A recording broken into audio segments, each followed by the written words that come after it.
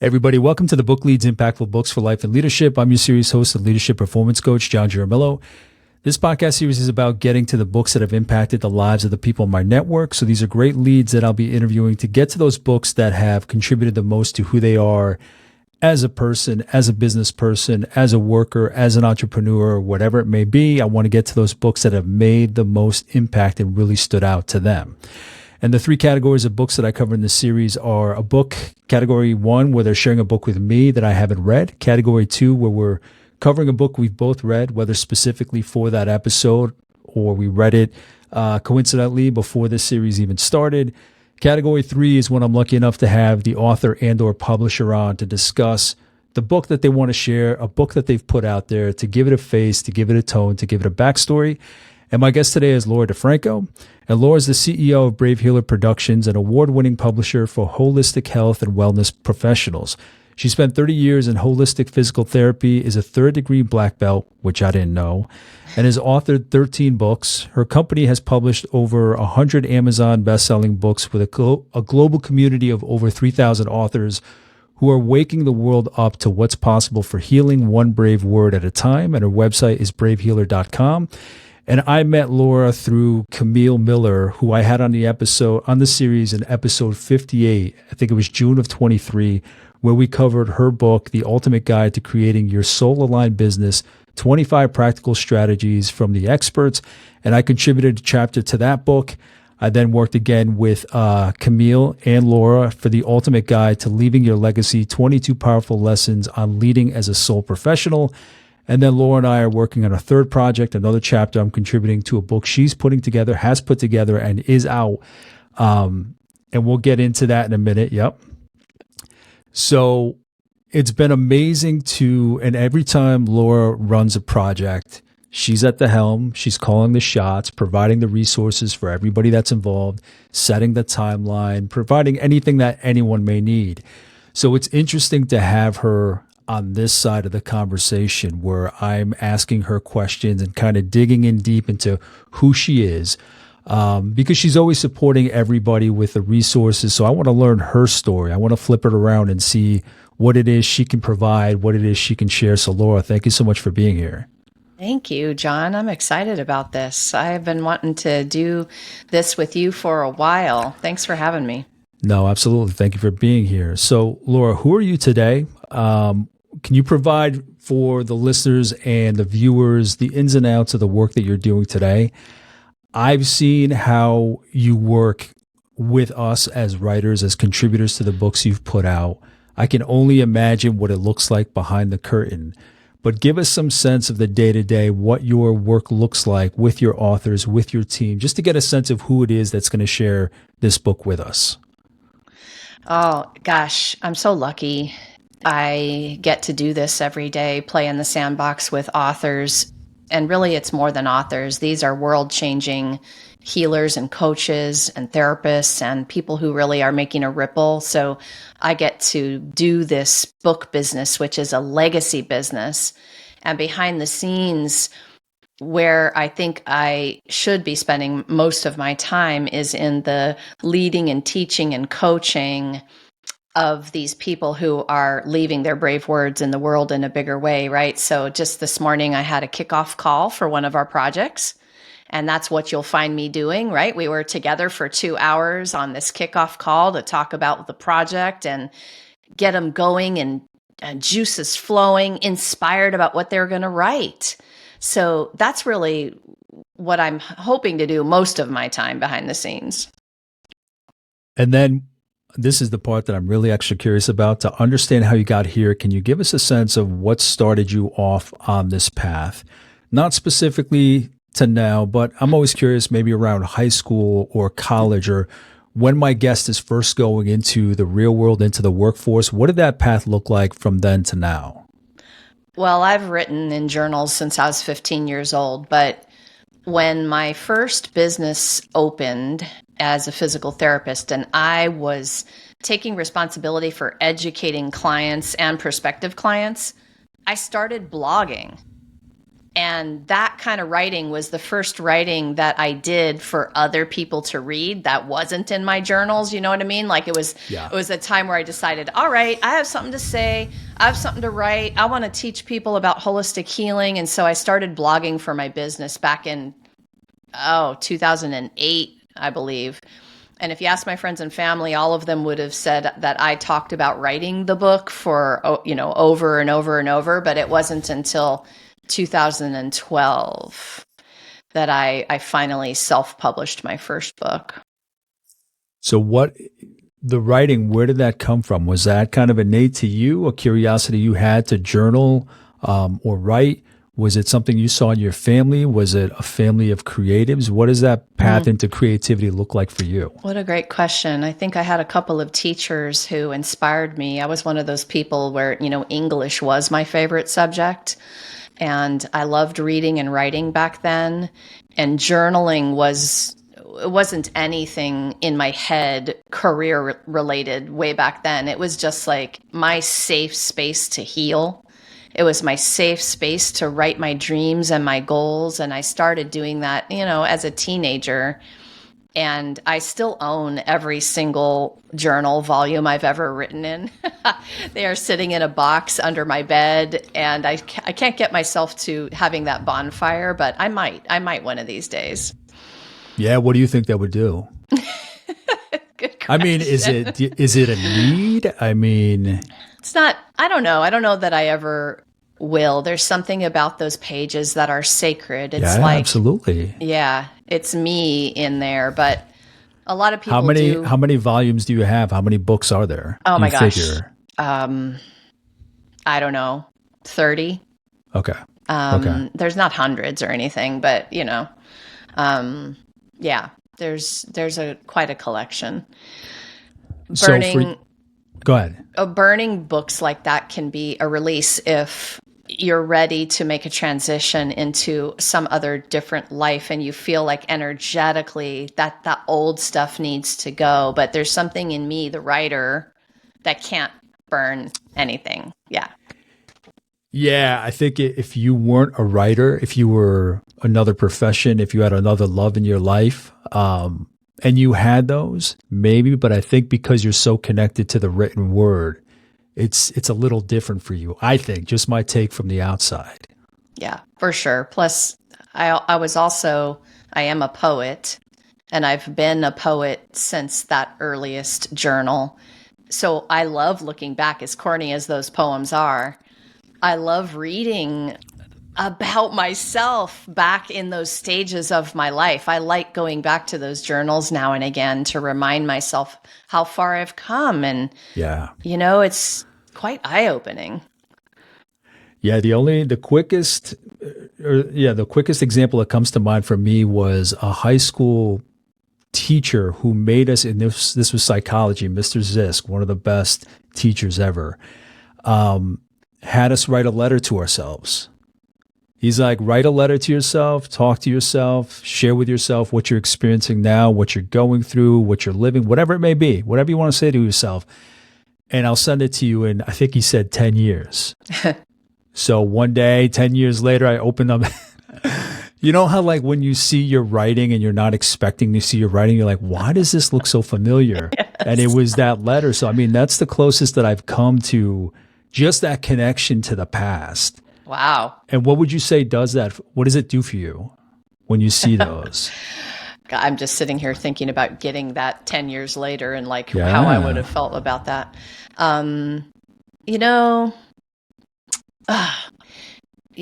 am realizing right this moment that sometimes it's sadness for the parts of me that didn't have the answers, that the parts of me that didn't feel worthy. Yeah. Because, in your young life, you're moving through all of that junk sometimes the traumas of life and discovering who you are and figuring out that journey to worthiness. So when I read some of the pages, it makes me sometimes a little bit sad. So maybe circling back, maybe that's why I could burn them. because that is definitely not me anymore. Like I can stand here now in my warrior woman self and be really, really grateful and happy for every single moment that got me to this place that I am now. But I am not her anymore, for sure. I mean, there's a piece of me, but some of the stuff in those journals is like, whoa, I've Yeah. come a long way. You know, I like to pat my own back, like, okay, you came a long way, baby. Like, you're good. Absolutely. So for you, when did you start? When did that turn for you? The worthiness game. Great question. There's a lot of moments, I think, in people's lives where they make decisions out of a better clarity. And I think that I made a decision to ask for a divorce. And that was the beginning of a journey that has led to today. And that, you know, we're talking a decade here, y'all. Like it wasn't a minute ago. And so over this decade, I have stepped back up inside of my worthiness. And there was a deal breaker moment where I was like, okay, this is it. You're either going to do this or you're not. And, you know, I think if I had to trace it back, that would have been the beginning of big things. So for you, after high school, did you go into college or was it straight into work, straight into physical therapy? What did that path look like? It was actually both. You know, I worked since I was 15 and a half, ever since I could have my work permit. So I knew that I wanted to become a physical therapist sometime in high school. I was one of the lucky ones. I went into a little lunchtime chat, and it was a physical therapist doing the lunchtime lecture. And I remember watching her talk about what she did and being so excited by her excitement for the career. I literally started that day to go research places I could volunteer so I could see if I really wanted to do something like that. Yeah. Got into a clinic, volunteered, entered into an undergrad school that was a pre-physical therapy program. I knew right off the bat that was going to be the thing. So went right into college, did grad school for another 2.5 years to get my master's in physical therapy. So I was kind of a straight shot from teenager to the end there of the career, but I worked also. So writing the blog, was that half the itch to go back to writing, half the itch, you know, obviously to get your name, your face, your knowledge out there in your field? How did that come up? Well, I guess I always loved the writing. And so when I opened up my own business eventually, and, you know, because I had 2 or 3 physical therapy jobs before I opened up my own shop. And at that point in that, I was feeling some wonderful independence and being able to treat my clients the way that I wanted them to be treated, the way I thought holistically should be done in physical therapy. But I was also wanting to continue to educate people. There is a lot to know about mind, body, soul healing, right? All the topics you could think of. And so I started writing about them. And that was the way that I did it in the beginning, is I would do my blogs and send them out to my list. And yeah. So for you, when it comes to physical therapy and then there's the holistic side, what was it for you that kind of triggered that desire, that curiosity to go into the holistic side? Because I mean, I don't know much about physical therapy, curriculum, anything like that, but is that a component of it? Is it one piece of it and it just drew you in, or is that something that you supplemented from outside of school? That second thing is the answer. So the schooling was just kind of like what you need to get through to get on the other side of things. But I was so incredibly lucky that during the time as a student, I got to do an internship with somebody who was also a continuing education provider, teacher. So here I am, I'm a student in the clinic. I'm going for my clinicals to do part of my, my work as a grad student. And this mentor was also a teacher of courses for licensed therapists. So I got a little taste of some of that holistic way of looking at clients right off the bat. And then my very, very first mentor as a paid intern, like my first job, was a holistic practitioner as well. So number two, lucky duck moment was that she knew about craniosacral therapy, myofascial release, some of the holistic sorts of modalities. And so I got that early training as a student. I will forever be grateful for the universe to put me in those places, because I got to start right from the beginning. And then of course, after school, then I would take, we had to take 2 courses a year to keep up our license. So I picked and chose the courses based on these paths that I wanted to go on. And myofascial release, craniosacral therapy, a lot of therapists who are listening, they know these modalities, but it's not what everybody picks, because it's much more alternative, holistic, whatever word you want to use for it. So after opening up your own shop, is it after that phase of your career, of your life, that you went into publishing? What was the bridge into publishing? Was there anything in between at all? There was. What a crazy story. Thanks for asking me all these great questions. No worries. No worries. I know I'm nosy. The memory lane here. It's like, yeah, how did you get to doing what you're doing today? Yeah. So I opened up my own shop, and in 2016, so, about 8 years later, in 2016, I had already self-published my first book. I was working on book number 2. I was an avid blogger. I started to teach courses for my fellow entrepreneurs about business building, because I brought my physical therapy solo cash practice to 6 figures by myself. And I thought, all right, what can I pay forward to my friends? What do they need to learn? Do they want business building? They wanted to write their books. They wanted to learn how to blog. They wanted to learn how to build their email lists. And so this business number 2, Brave Healer Productions, started when I decided I wanted to teach a class for my healer entrepreneur friends in business building, speaking, writing. And that beta class, thank you, Tori, business coach, way back when, she said to the group of us, you guys have to go do a course. Stop thinking about it. Stop trying to make it perfect before you do it. Go out there, teach your course, bring your beta people in, and that will be the beginning of everything. And it was. And like I said, I had self-published 1 book before I opened up that business, but I am, a 14-time author at this point. And, we've done a little bit of publishing in the last several years with these expert collaborations. So I just built on what I knew other business owners wanted and needed, and kept going. So what do you maintain from all that holistic knowledge, all that holistic learning? Where does that show up in your life today? I mean, that's why I'm the publisher I am. Thank you, universe, for putting me in all the perfect places in my past so that I could be here today publishing for healers, publishing for holistic health and wellness professionals who do things differently, who think outside of the box, who think about mind, body, soul, not one body part hurts, and that's what we're treating, who think about the person's mental, emotional health and how that affects their physical body.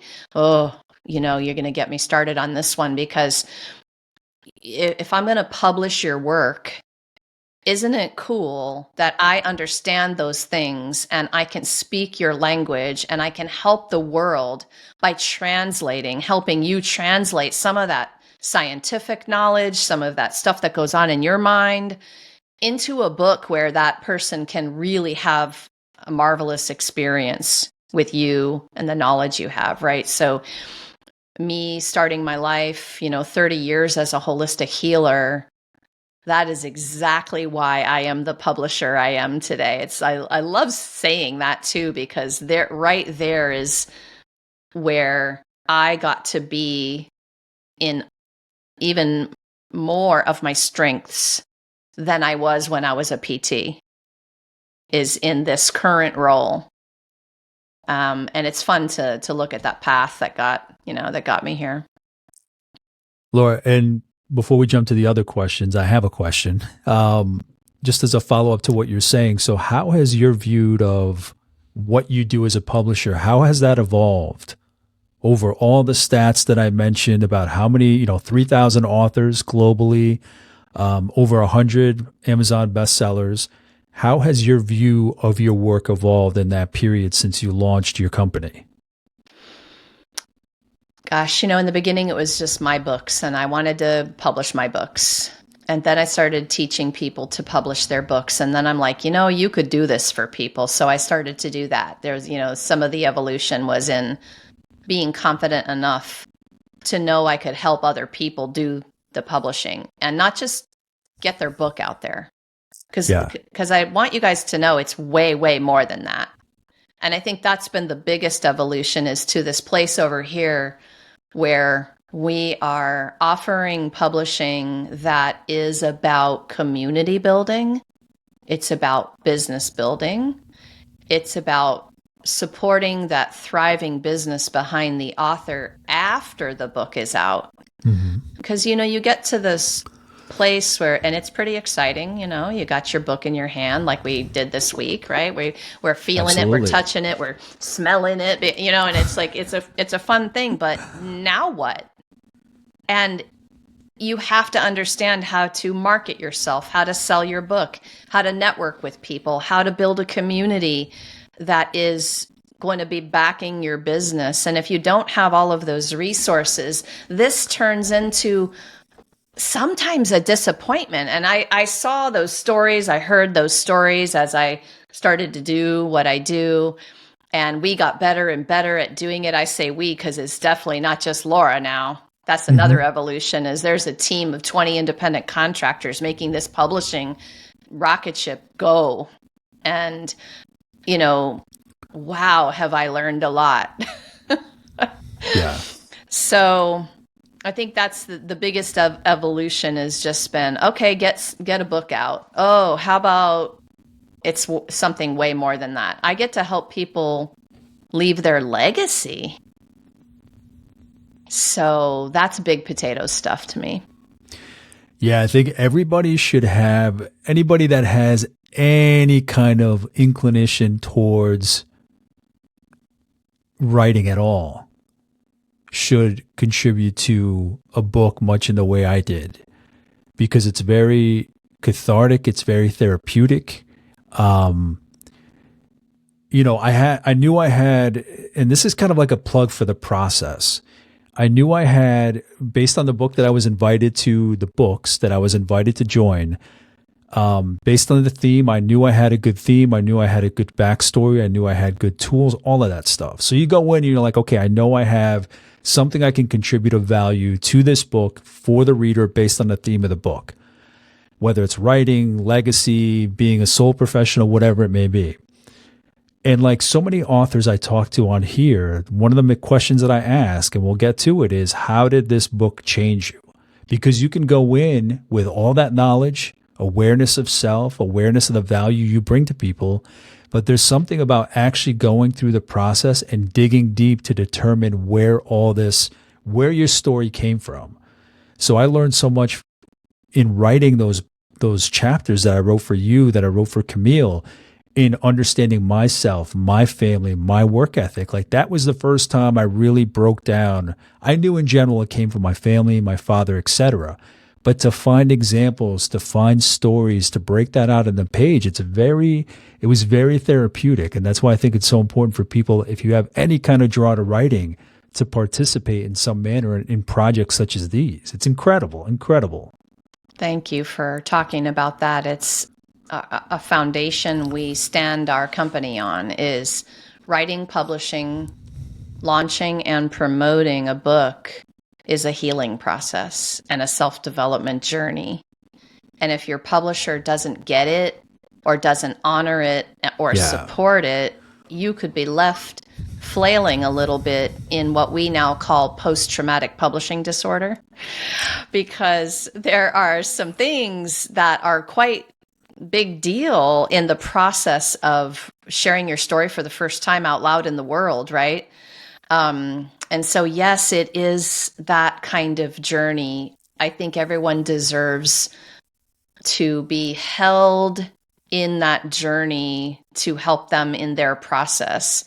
And you have to understand how to do that, right? And so that's back to your question about like, you were a holistic healer for all these years, and yeah, that's exactly the perfect match that allows me to do this in the way you just said, right? Mm-hmm. And it's so important. Our books are other level vibe. They are other level awareness. They are other level authors who've taken responsibility for their awareness game. That's what's in our books. Oh my gosh. The gratitude is ginormous.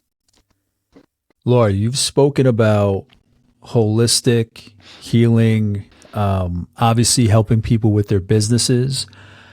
What did it look like for you to get to that, or what happened where it was like that realization that I want to find this community, I want to embolden this community? Aside from learning about holistic practices and living, aside from helping people with their businesses, what does that mean to you to really get out there and find these people, work with these people? Can you just speak a little bit to that? I think in the beginning of community building, you don't even really know what you're doing. It wasn't like someone coached me and said, you need to build a community first. I was just doing it. Yeah. And I did it with the first beta class that I mentioned. There was like 12, they were all women at that point. They came in, they did the class with me. There was my little community. All of a sudden, bam, here we go. Here's, and I'm only talking to you looking back on that experience now. It's like, oh yeah, that was the first little community. Yeah. But, I had an email list and I had Facebook group and I had some people interested in being in a group of healers. That was like the first community. But now what you're making me think about is what keeps happening, what started in the beginning and keeps happening over and over as I keep hearing things in this community about, oh, wow, I didn't realize how the writing would be a furthering and evolution of my own personal process. And now, Laura, I get your mission with Brave Healer Productions. I want to come into this community and be a part of what you're doing. I did have a coach eventually say to me, your vision needs to be big enough that other people want to help you build it. And that's exactly what I started to experience with the healers coming into my world from the first class on. Was like, yeah, they agreed. They wanted to be a part of that vision. They did that vision too. It was their same vision and mission. So now we join forces, and now, the idea of collaboration and community, I will never want to do anything alone ever again. I mean, we grow up, I think, with this idea that success means you did it by yourself, and it is so the opposite. Yeah. Hindsight's 2020. I mean, even in those years where you were building and you had that first cohort, you're kind of building the bridge as you're crossing it. And then in hindsight, you can look back and see the actual impact that it made. Laura, I think you've spoken a lot to this, but I want to ask you the question directly. How do you reconcile what you're doing now to your childhood? I believe it makes sense, but what are the words you would use to kind of connect who you were as a kid to who you are now in this empire that you're building? So I'm going to tell you a little story of what has happened in these last about 3 years. I've been living on the East Coast, but was born a California girl. And at the end of that physical therapy curriculum, we were able to have an internship. And what happened with me is I met a guy, fell in love, and decided to do my internship on the East Coast, even though I was living and going to school on the West Coast. So Laura decides to leave her family and go for love and crosses the country and starts her internship and her relationship and all the things. And I left my family, my mom and dad and sister and everybody. And so just 3 years ago, my mom and sister, who are the two of my family that are left, actually moved here within 5 miles of me for different reasons and things that were going on in their life. And so here's my mom back in my life after decades of us living a country apart. And my mom loves to write. And so she has come into the projects and she has helped us proofread some chapters. You'll appreciate that. And she has really, in her retirement years, found a passion. And that was because of what I ended up doing. So, very long story short, to wrap it up, in our conversations lately, we're networking, we're doing our thing, we're in author groups, we're having fun, we're writing, we're working on projects, and I'll hear my mom tell a friend, you know, Laura and her sister used to play library when they were little. They would line up their books on the desk and they would check them out and all that. And I'm like, oh my God, this story. Yeah. And so when you ask me that, this is the vision I have, is me sitting in my bedroom. What kid plays library, John? I've heard it. I heard it here just in the last couple of weeks. Somebody brought it up, so you're not too far off. All right. Well, so that is a funny tie-in when I think of all of it. Like from the very beginning, I loved books. That's incredible. Yeah. Laura, what do you consider your superpower? Oh.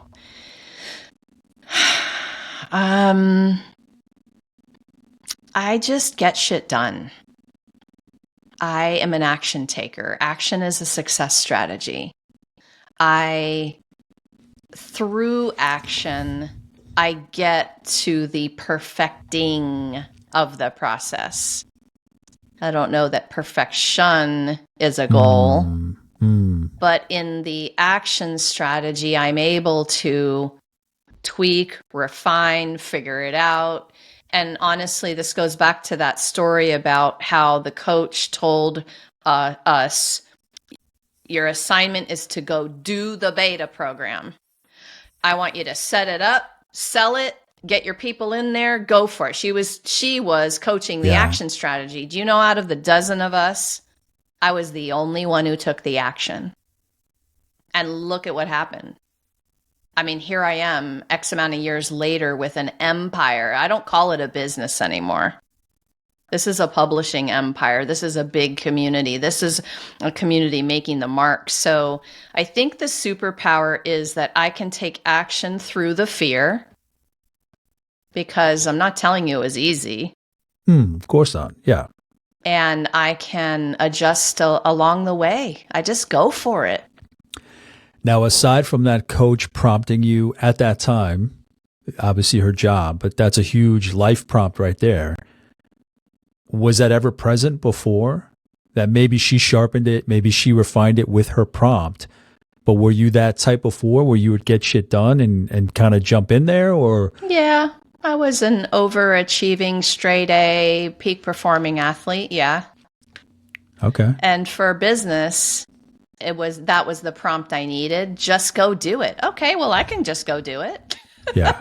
Okay. I've been doing it my whole life. I guess I can apply this to my business. Absolutely. Absolutely. Yeah, for sure.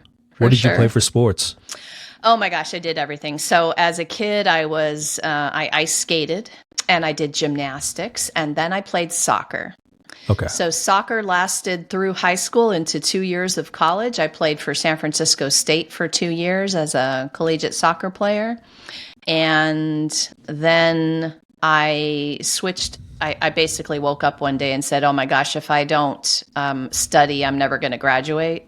So I stopped the soccer career and finished my physical therapy degree. And then I taught aerobics. I ran marathons, 3 of them to be exact. Wow. And then I started training in the martial arts, which you mentioned earlier in my bio. Yeah, tell me about that. It was a 14-year journey. When my son was 5.5, we were those were my running days before kids, and birthing kids really changed my body, and I started to not be able to run. Running was such a huge chunk of my identity that when that happened, I was really lost and depressed. I couldn't move. I couldn't run. I was having trouble physically. I was getting some therapy and trying to get my body back. But he was about 5.5 the year we were just looking for things for him to do. So we walked into a Taekwondo class one day just to watch. And on our way out, I looked down at him and I'm like, well, you want to try it? And he looks up at me and says, I'll do it if you do it. And 6 years later, we earned our black belts together. Wow. So we trained through the YMCA here in Maryland. It was one of the most incredible times of my life. I journaled avidly throughout those 6 years. And over that time of knowing that I had a book in me, I finally figured out that the black belt exam would be the last chapter of that book. And I went to my journals and I had my book written already. So I essentially crafted the chapters of this journey of being a healer, a wife, a mom, a martial artist, my mind, body, soul, holistic ways that I was thinking. And there was the book, right? And even the essays that we were made to write during our Taekwondo tests were right there in my journals. Like everything was right there in front of me. And yeah, that first book was that journey. Crazy, right? What was the title of that first book? Living, Healing, and Taekwondo. Laura, before we jump into the book, one last question. I'd be remiss if I didn't ask this. What does leadership mean to you? And I'm especially curious what you have to say as a leader of your organization, as somebody who has studied martial arts, as somebody who has been a business owner, as somebody who has had holistic experience in living. What does leadership mean to you? Just because I'm curious of all those components when they come together, what that looks like. What are your thoughts? This has definitely morphed for me. And now I will say that it is number one, self-care. It's taking care of myself to the point that I have the time, energy, money, resources, health, wealth to generously take care of myself and everyone I love and serve. And myself has to come first. And if I'm going to lead in any great capacity, a community, a book project, whatever it is, if I'm not taking care of myself, then I don't have the capacity physically, mentally, emotionally. And I've been up and down on that roller coaster enough to know now that if you don't prioritize it, you will not just burn out. You will crash and burn. Yeah. It will be worse than you think. So time to prioritize it. The other way that I think of leadership that I think is really, really important is in my circle of friends, community, book, whatever you're talking about. Great leaders bring leadership out in their other friends. Great leaders inspire leadership. And so how could I ask a question to pull that out of somebody who's a little afraid to speak in public? How could I pull that out of somebody who isn't so sure they want to write that story in the book? How can I help them step up? I think that's a great leader. Yeah, that's huge. First, the self-care. A few people have brought it up during the course of the series, but not as many as I would have thought. So that's an important one. And then, even though it may seem obvious, what can you bring out of somebody? I don't think people think about it too often. Like, what can you really look at an individual? Not that I'm a leader to a group, but out of each individual, how can I bring out their best? How can I leave them better than I found them? So I appreciate those responses. It's a great, juicy topic, right? Absolutely. All right, now into the book. Why don't you introduce the book, full title, and after so many years of being in this business, what led to this book being published now? How did the book come to be? This probably should have been one of our first ones. So, writing The Brave Healer's Guide for World Changers. And this is an expert collaboration. So, John and several other featured authors are writing chapters in a lane of writing. And, the why here is really the bigger why of collaborative publishing. There have been so many people to say to me, oh my gosh, I did one of those anthologies and I had such a horrible experience. If I could count the number of times people have said this to me, and it crushes my heart. I'm like, collaborative publishing should be the best experience you've ever had publishing. And that is what our mission is. I want to be the best collaborative experience on the planet. But when the idea of, writing, writing, right? And so I trademarked Brave Story Medicine last year because I wanted people to understand that writing to me is always a healing process. And then when you share your story, if you're a business owner, you know about story branding, you know about storytelling, you know that this is a technique, a strategy for business building. But are you combining that skill that you're learning with the healing and self-development journey, with the awareness process that creates writing that transforms people? Are you doing both? And I think people have been taught storytelling. Okay, great. There's great storytellers out there. But are they taking responsibility for writing in awareness? Did they even think how they felt before they sat down to type the chapter? Were they tired, a little exhausted maybe, or just kind of like, oh, I don't know if this is going to be good enough? In this world of law of attraction, manifestation, power of positive vibes, energy medicine, the science of energy, I wanted to take all of that and I wanted to say, let's do the writing book, y'all. Like, let's take these ideas and then let's up level about 10 notches about writing and how it can actually transform your life. So this is not your ordinary writing book, John. Yeah. But, you can tell I get excited about that. So, I mean, listen, the book came out when it did. And because it came out when it did, I mean, that was just, for me, that's when it was supposed to come out. So how do you speak to that when it came out versus when you started this publishing empire journey? I mean, I think there's probably a deeper appreciation for you of the effects of writing that you have at this point than if you did it, say, your first or second book, right? What are your thoughts on that? That's exactly it. That's exactly what was going to come out of my mouth about it, is like, this was perfectly timed because it gave me enough time to do the work with everybody and come to some conclusions about what it is that I do around here in terms of writing and publishing and how we're coaching the projects.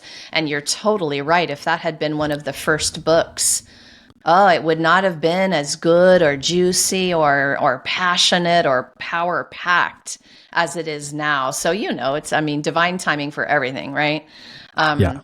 I also, the other piece of it is that the community built to a certain size, and I started to attract so many people who also loved writing. They were journalers, they were teaching writing, they were coaching writing, they were using therapeutic writing in their healing modalities. And all of a sudden, I started to see that community within the community.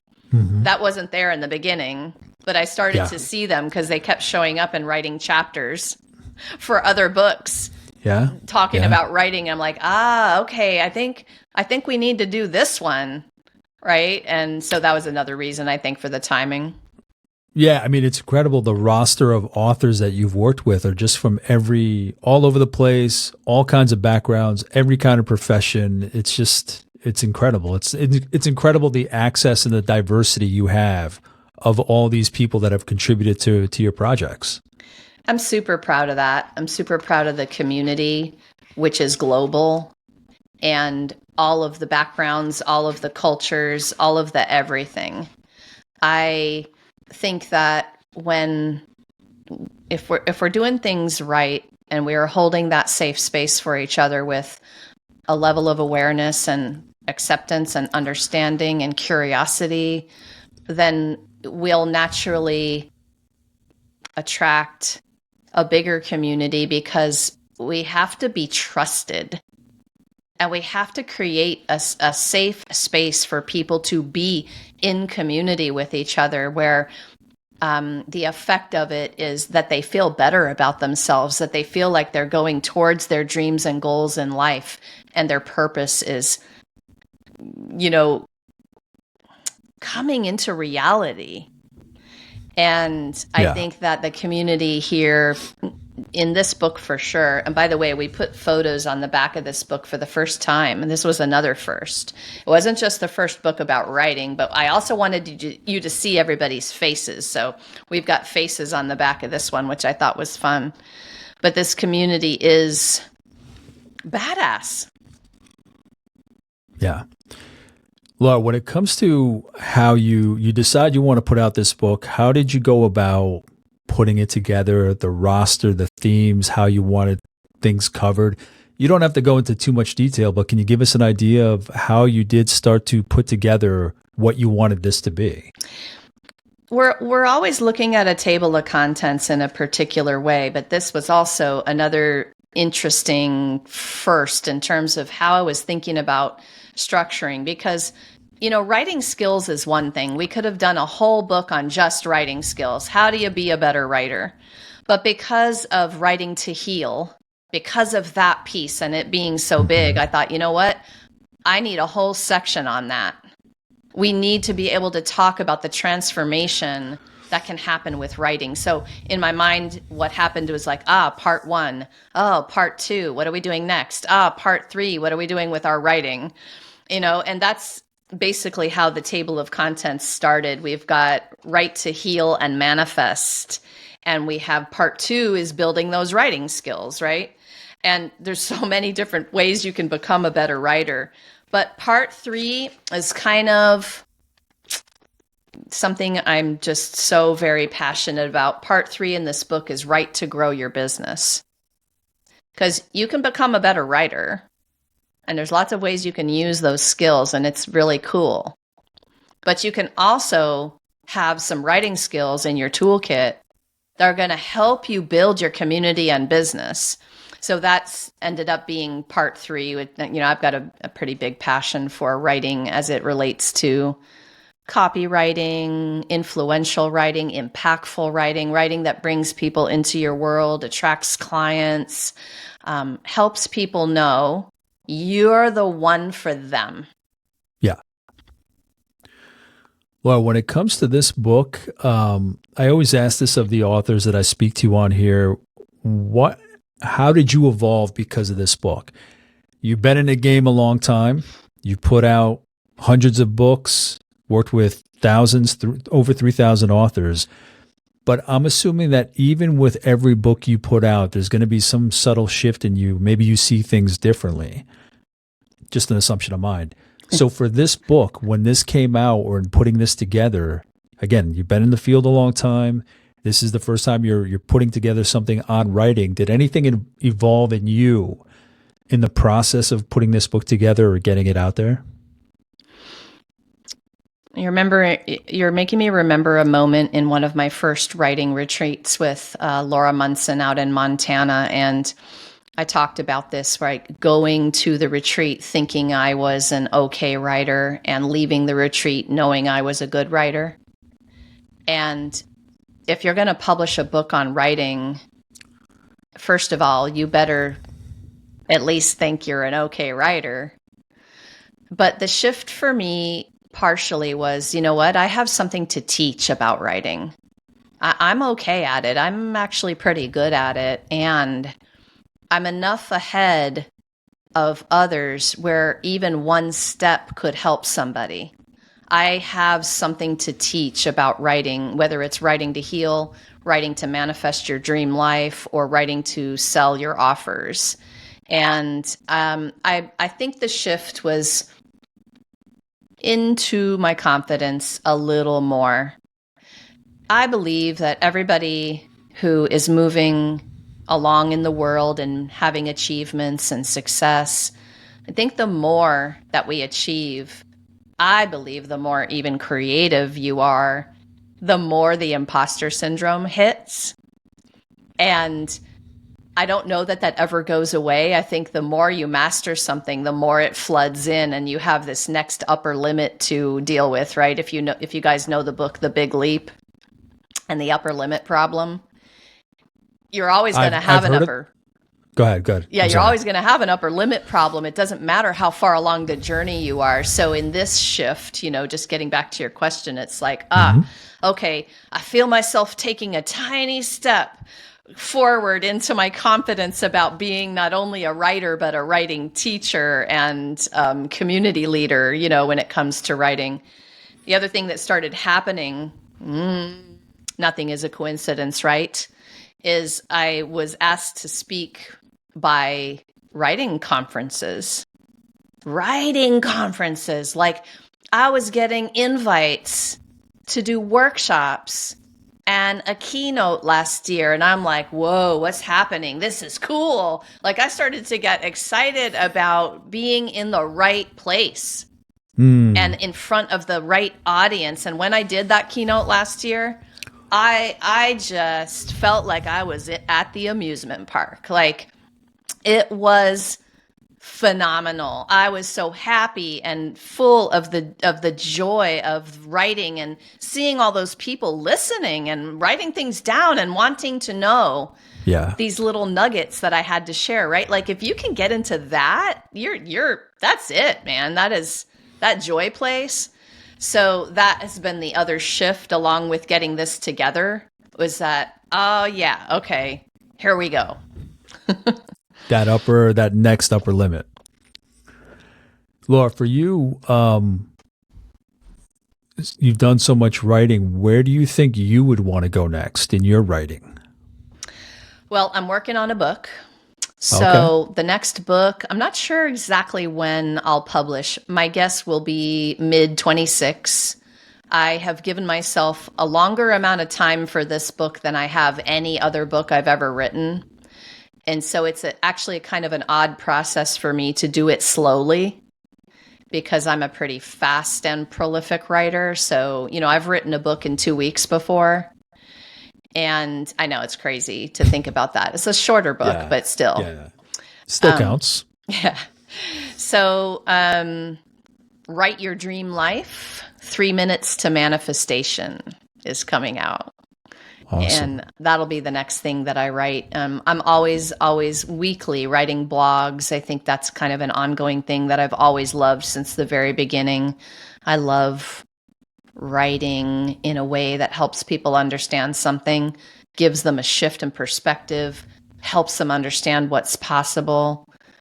And yeah, I don't know. I think I will always write something. I don't think I've asked you this. Maybe you've mentioned it. We started off that you were writing since 15, but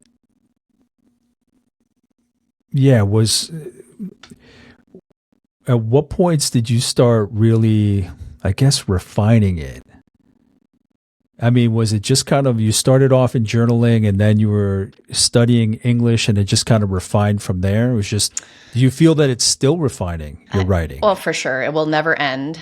Refining. Yeah. I'll always get better till I die. But, I'm always curious about that journey, that evolution as a writer, what that looks like. It's more recent. I can't even go to childhood to tell you that there was even a motivation for it.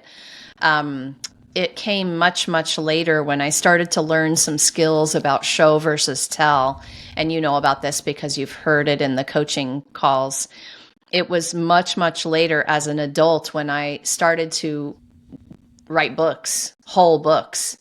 And I realized this was more than a blog. It was more than just an educational piece that I was doing for my physical therapy people or whatever. And I started to seek out coaches for the books specifically because books are long. It's a lot of writing. And I didn't want to write any book. I wanted to write a good book that people would be entertained by and that would educate them, right? I wanted to really stand up next to other writers and not have it be just any book. Yeah. So yeah, I don't, I'm looking for that in my childhood, and I don't find it when I think about those pieces. It was much later as an adult. Because honestly, John, my focus was healing. So like the writing was a side hustle. It was this side passion, I should say. It wasn't a hustle.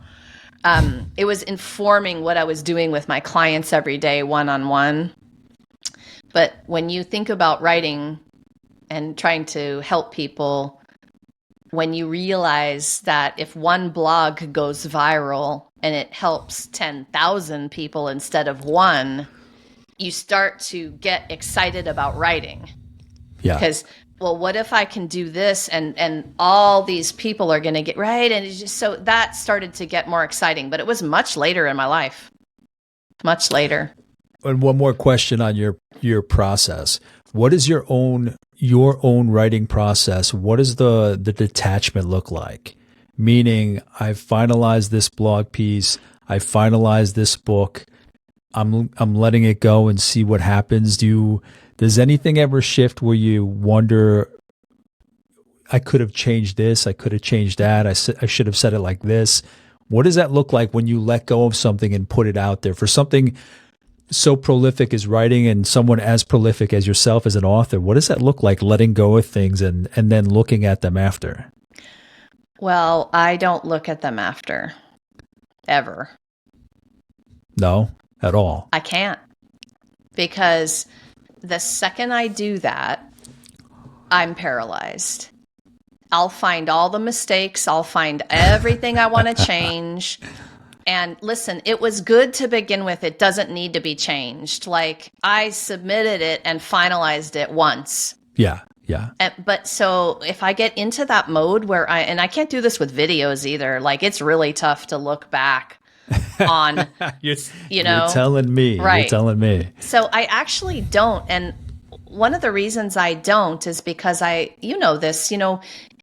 in the present moment is the gift you have to create your life. If you're past thinking, that creates depression. If you're future thinking, that creates anxiety. Mm-hmm. I don't want to feel either of those things. And so I'm like, you know what? I hope you guys enjoy the book. I'm writing my next one. I love that. Yeah, that's why I asked you. Because I've had that conversation about detachment on here with different creatives, writers, painters, all different kinds of creatives.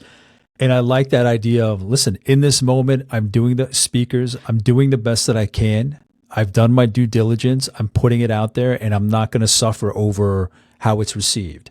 I want it to do well, obviously, but I got to trust myself. So in this moment, as I'm letting go, as I look at it one last time, as I speak my words on the stage one last time for this conference or whatever it may be, I need to trust myself that I put in the work, and that's that. So I like that you look at it that way, where you're living in the moment, not in the past, not in the future. You're doing the work now. It's done.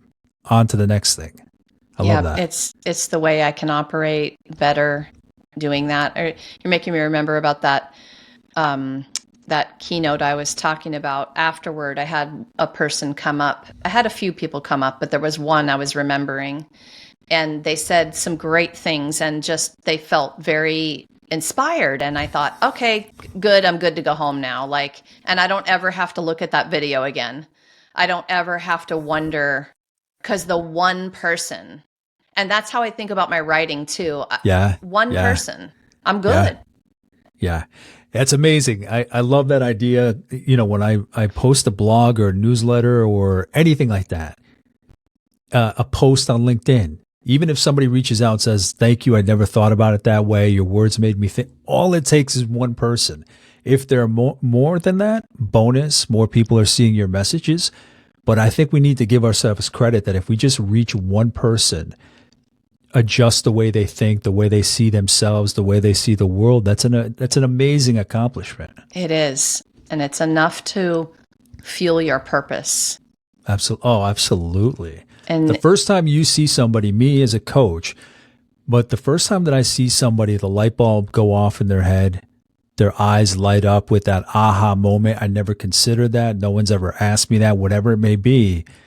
You've impacted a life. And I think we underestimate how we can do that in the everyday. For sure. I have a long poem called Purpose Has a Face. You know, your purpose has a face and a name. And so I think a lot of times we're looking for the achievement feeling, the accomplishment, the success, the whatever, but really the feeling lies in what you just described with the person. And Yeah. one is enough, go write your next blog, go do the next book. Like it's gonna, more and more people will be gathered. And this is just a corny saying about book marketing, but the best way, the number one best way to market a book, right? Write your next book. Yeah. So there it is. Yeah. Yeah. Yeah. And I'll have to get that link from you for that poem so I can include it when I publish this, just so people have it to reference. Oh, I would love to. I'll give you guys the YouTube video where you can listen to it. Okay. Even Yeah, better. that'd be great. Yeah. And then one more question before we wrap up. Laura, what book has inspired you? Obviously, we're here for your book, your books, your publishing work. But for you, what has stood out, really made a difference in your life, in your writing, whatever it may be? What comes to mind? Which one? Oh my gosh, I've been an incredible sort of self-development geek all my life with these books. I love them. I eat them up. There's so many. I mentioned one in the interview today, The Big Leap. And the reason I mention that one a lot is because it's about awareness. So the books that gave me the golden nugget that took my awareness to the next level, to the level of discernment. I love this word because discernment for me is in my body. And when I get those secrets or skills, or I call them ninja moves sometimes, I feel like I am magical. So that was one of them. The Big Leap was one of them. There's so many, John. Oh my gosh, there's so many. Can you call back maybe two more? Two more? You had me thinking about one book about writing, and this one, lots of people know this book, but it's called On Writing by Stephen King, and it's the Stephen King. So I was such a crazy Stephen King horror book fan back in the day. I am no longer, which that has shifted for me. Like I loved reading the horror books back then. I can't pick them up now. I don't know what happened. But I read every single one of those. And then in my writing career, someone passed me the writing book he did. And I'm like, what? He did a writing book? I couldn't put it down. It was... I've heard about it. It's on my list to get. It is a good one. And it's going to get you in your feels, in your body in a way that, you could imagine only a horror writer could do. But Yeah. Yeah. And another one that was gifted to me along the way was Writing Down the Bones by Natalie Goldberg. And so it's funny, for this book, we put together a list of some of our favorites in the back of the book. And both of those two are in there. Actually, yeah, I used the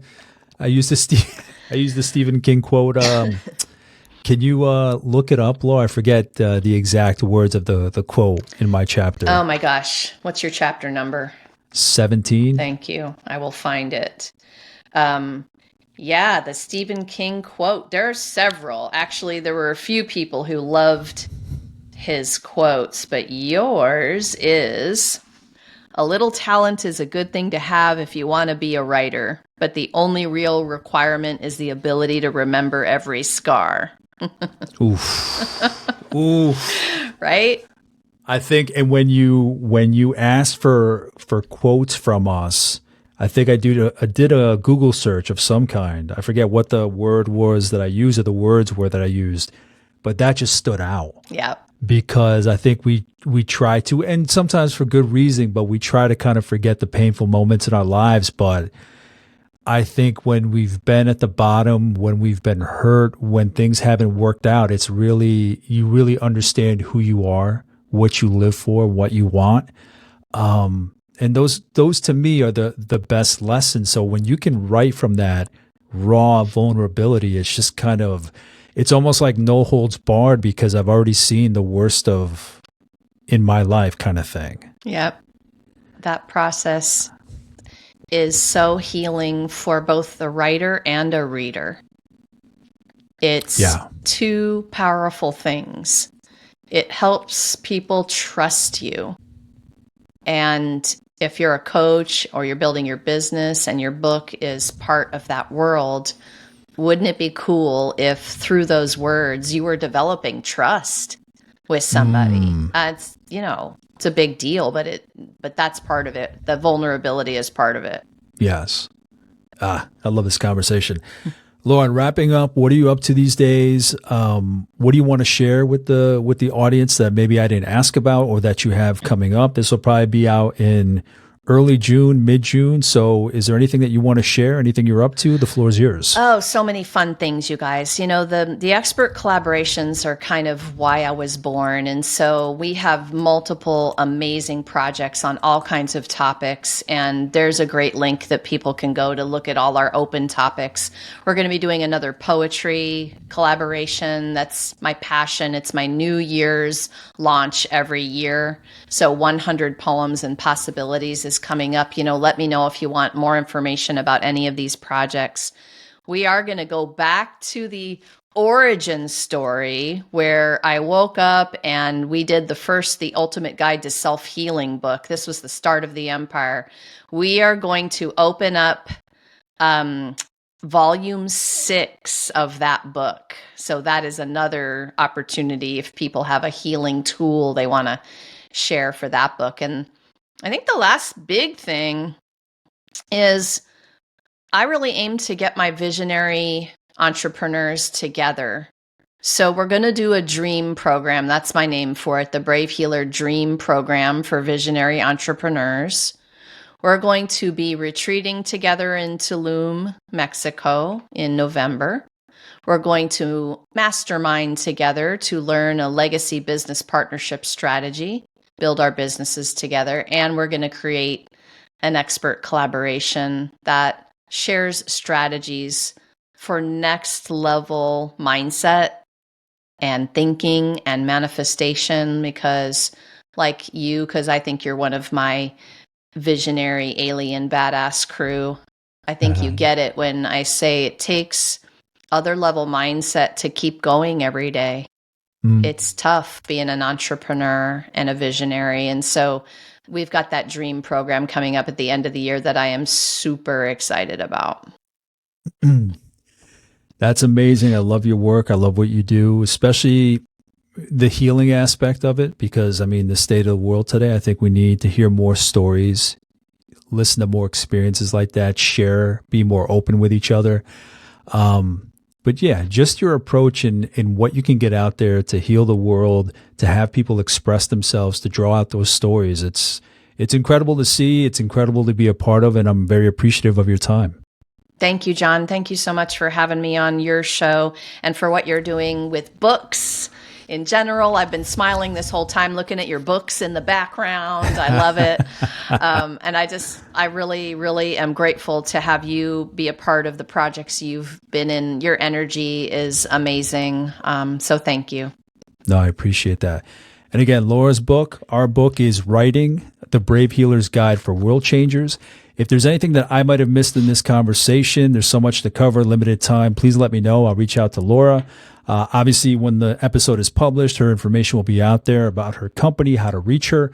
If you need any kind of additional insight, wisdom, guidance, whatever it may be, this is her world. This is where she operates and thrives in. So reach out to me, reach out to her, reach out to us. In the meantime, thank you for watching. Thank you for listening, and I'll talk to you soon. Take care. Bye.